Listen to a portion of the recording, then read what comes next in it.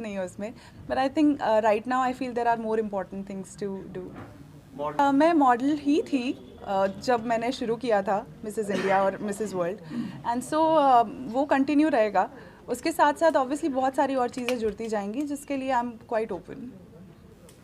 मैं शुरू से करती थी, टीचिंग के दौरान भी करती थी, बट वो एक पार्ट टाइम चीज़ थी जो एक हॉबी थी। पर जब मैंने वो हॉबी को डेवलप किया, आई रियलाइज्ड कि I am good at it.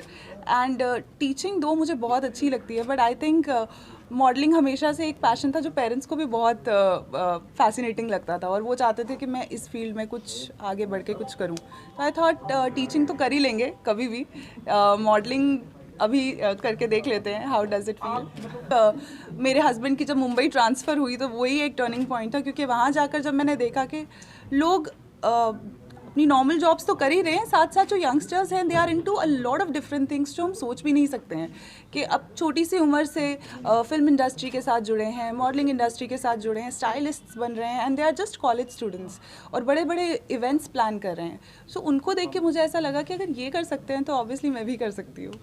उनके लिए यही मैसेज है दैट मैं पहले भी बोलती आई हूँ ये अपने काफ़ी इंटरव्यूज़ में, दैट एक प्लान बी होता है ना, वो बहुत ज़रूरी है। मैं जैसे कि एक टीचर थी, मेरे पास वो प्लान भी हमेशा से था। मेरी एजुकेशन, मेरी डिग्रीज़, मेरी पढ़ाई और मेरी जो भी तालीम है जो मेरे पेरेंट्स ने मुझे दी है।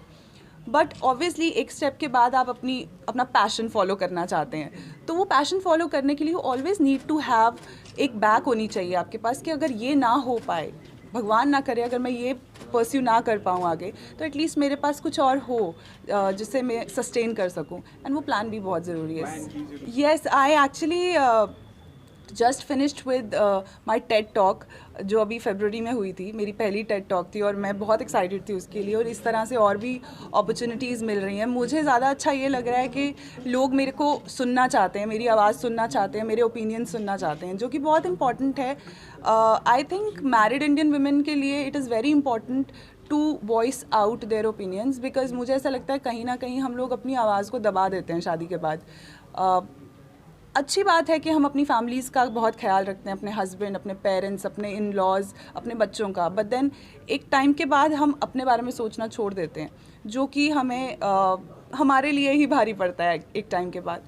तो now that people are listening to me, I want more people to join, more people to listen to me, at least maybe on social media, maybe on public platforms. I think it is one thing that I'm looking forward to.